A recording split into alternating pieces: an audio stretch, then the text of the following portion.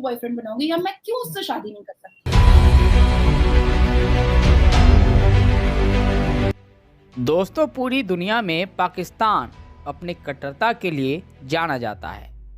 यही कारण है कि अब पाकिस्तान को कोई भी देश भाव तक नहीं दे रहा है। यहाँ तक कि इस्लामिक देश भी पाकिस्तान से दूरियां बनाने लगे हैं। कारण सिर्फ एक ही है कि पाकिस्तानी मौलानाओं द्वारा अपने मजहब के आड़ में लोगों को मनगढ़ंत शिक्षा देना। लेकिन आजकल के दौर में पाकिस्तानी लोग भी इस बात को स्वीकारने लगे हैं कि उन्हें जो शिक्षा दी गई है वो एकदम मानवता के खिलाफ है। इसीलिए अब पाकिस्तानी लोग भी अब इस्लाम धर्म को छोड़कर सनातन में वापसी करने लगे हैं, क्योंकि इस धर्म को मानने वाले लोग सबका सम्मान और कण-कण में भगवान को मानते हैं, जबकि इस्लाम धर्म को पाकिस्तानी मौलाना अपने तरीके से पेश करते हैं, जिससे तंग आकर मुस्लिम लोग हिंदू धर्म स्वीकारने लगे हैं। वहीं इन्हीं सब बातों को पाकिस्तानी मीडिया द्वारा आइए सुनते हैं। पाकिस्तान और चाहे हिंदुस्तान के भी हों, जो मुस्लिम फैमिलीज होती हैं या हमारी जो एशियन फैमिलीज कह लीजिए, अगर मुस्लिम नहीं भी, सभी लोगों को कि अगर वो यूरोप अमेरिका भी रहते हैं तो उनकी सोच वही रहती है। पाकिस्तान में तो कई ऐसे भी केसेस हुए हैं जिसमें लड़कियां जो है वो यहाँ पे लाई गई हैं और यहाँ पे उनकी शादियां की गई जो कि पली बड़ी यूरोप में थी, और फिर उनको मार भी दिया गया इस वजह से कि वो नहीं करना चाह रही थी शादी, या वो उस शादी से निकलना चाह रही थी, इस किस्म की बात थी। तो आपके ख्याल से कि यूरोप अमेरिका रहकर भी माइंडसेट चेंज क्यों नहीं होता?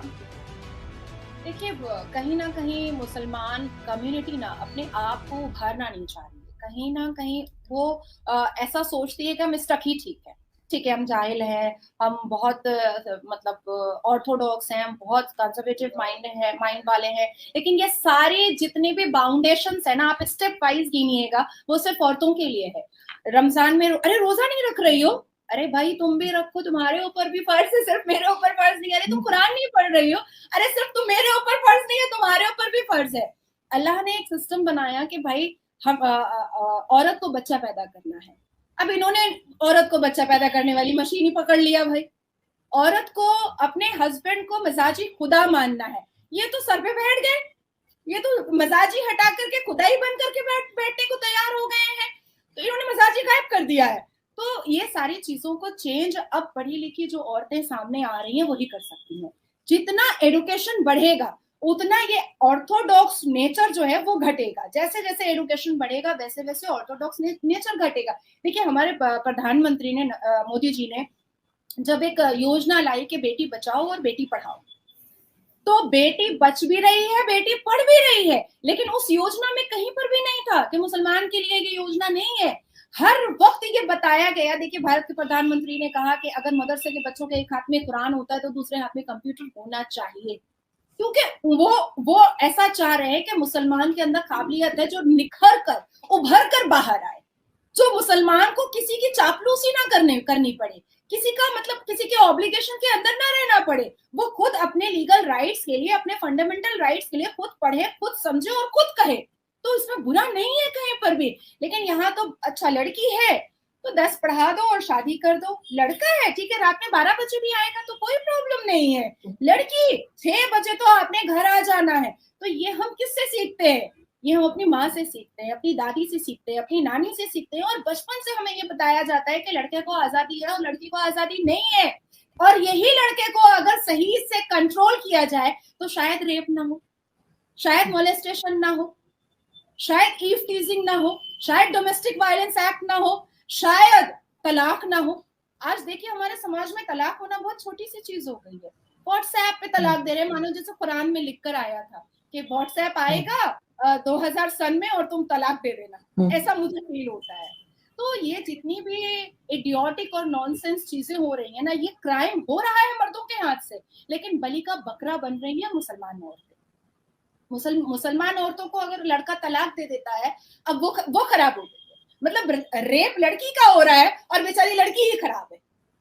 तलाकशुदा लड़की हो रही है जो मर्द दे रहा है, लेकिन लड़की ही खराब है। जरूर तुम में ही कोई प्रॉब्लम रहा होगा जो तुम बच्चा लेकर के घर आ गई हो, और वो फिर से अपनी शादी वादी कर करके मगन हो गया है। और भाई ये एक बच्चे वाली को कोई मुसलमान लड़का नहीं मिल रहा है। मुसलमान लड़के जब हिंदू लड़की से, क्रिश्चियन लड़की से, नेपाली लड़की से शादी करते हैं तो कोई कुछ नहीं बोलता है, लेकिन अगर मुस्लिम लड़की किसी हिंदू लड़के से या क्रिश्चियन लड़के से शादी कर ले या बॉयफ्रेंड भी बना ले, अरे ये तो खड़े जहन्नमी है, इसने तो जहन्नम का दरवाजा खोल ही दिया है, बस मरे के जहन्नम में ही जाएगी। तो ये जितनी पार्शियलिटी मुसलमान औरतों के साथ होती आई है, this is the high time कि अब इसको चेंज करना बहुत जरूरी है। This is the completely high time कि अब इसको चेंज करना ही चाहिए। क्यों हम नहीं अपनी जिंदगी अपने हिसाब से जी सकते हैं? अगर मुझे कोई हिंदू लड़का पसंद आएगा, मैं क्यों नहीं उसको बॉयफ्रेंड बनाऊंगी, या मैं क्यों उससे शादी नहीं कर सकती हूँ? अगर मुसलमान लड़का कर सकता है तो मुसलमान लड़की भी कर सकती है, बिल्कुल कर सकती है। तो ये इनका खुद का बनाया हुआ है, ये कुरान ने नहीं कहा है कि आप अपने घर की औरतों को आप आया समझिए, बच्चा पैदा करने वाली मशीन समझिए, उनको पॉलीगेमी और हलाला का विक्टिमाइज कीजिए, आप उसको विक्टिम बनाइए तलाक दे करके। कुरान ने कहा है कि भाई जिस घर में तलाक होता है उसमें रिस्क नहीं आती है, उस घर की दहलीज को रिस्क चूमती नहीं है। तो कुरान ये कह रहा है और ये धड़ल्ले से तलाक दे रहे हैं कि हम जैसे लोगों को सुप्रीम कोर्ट जाकर के तलाक बैंड कराना पड़ रहा है, तलाक बंद कराना पड़ रहा है चिल्ला चिल्ला करके। 2017 में मैंने लेकिन दो लोग आपस में एक दूसरे को पसंद ना करते हो मगर रहते चले जाएं, वो भी तो सही नहीं है।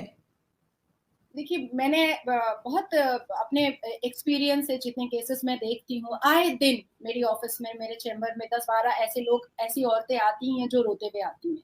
आप सोचिए कुरान ने इंटीमेट रिलेशन के लिए भी बहुत सारी पाबंदियां लगाई हैं, लेकिन मैंने ऐसे भी केसेस देखे हैं कि अनल सेक्स मुस्लिम लड़का करता है और लड़की को मतलब मजबूरन में उसको मजबूरी आकर के उसको केस फाइल करना पड़ा अपने हस्बैंड के केस में, क्योंकि और टॉर्चर वो सह नहीं पा रही थी। तो हमारे मुसलमान मर्दों के दिमाग में कुछ जो ऐसे टीम बैठे हुए हैं जो अपने आप को समाज का ठेकेदार समझते हैं, जो टोपी पहन करके दाढ़ी रख करके कहते हैं कि हम बहुत सुन्नत रसूल मानने वाले हैं, ये एक्चुअली में सुन्नत रसूल नहीं मान रहे हैं। ये एक्चुअली में औरतों को डोमिनेट कर रहे हैं इस्लाम के नाम पर, इस्लाम के नाम से डरा करके डोमिनेट करते हैं। देखिए डायरेक्ट बोलेंगे कि मैं तुमको नौकरानी समझता हूँ, मैं तुमको बच्चा पैदा करने वाली मशीन समझता हूँ, मैं तुमको आगे नहीं बढ़ने दूंगा, मैं तुमको पढ़ने नहीं दूंगा, तो फिर औरतें कहेंगी कि क्यों नहीं कर दोगे।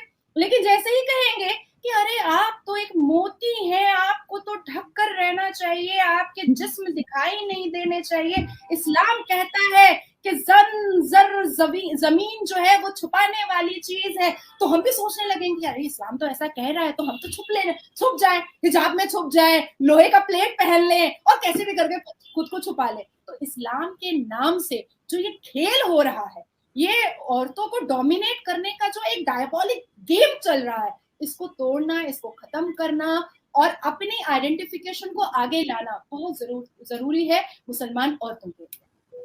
आप बिल्कुल ठीक कह रही हैं। और वैसे वाकई में मेरा थोड़ा सा एक्सपीरियंस इससे डिफरेंट इसलिए है कि मैंने अपने मामू को, अपने चाचा को, अपने ताया को, अपने भाइयों को जो है डोमिनेट होते हुए देखा है, डोमिनेट करते हुए नहीं देखा कि वो ऑफिस से भी आएंगे तो बेचारे अपने चाय का मग भी धो रहे होते हैं। तो इसलिए मुझे लगता है कि हमारे यहाँ औरत राज है, हमारे खानदान में औरत राज है। आरजू जी, एवरी मॉर्निंग मेरे फादर मुझे ब्लैक कॉफी देते हैं, मैं योगा करती हूँ और वो मुझे ब्लैक कॉफी देते हैं और अपने लिए वो चाय बनाते हैं। तो ऐसे मर्द होते हैं जिनको अपना आइडियल बनाने में अच्छा लगता है। कुछ ऐसे मर्द हैं हमारे मुस्लिम कम्युनिटी में कि अगर ये कह दो कि ये कपड़ा यहाँ से यहाँ रख दो तो उनके ईगो हर्ट हो जाता है। उनको लगता है कि उनके सेल्फ रिस्पेक्ट में बहुत बड़ा धक्का पहुंचा।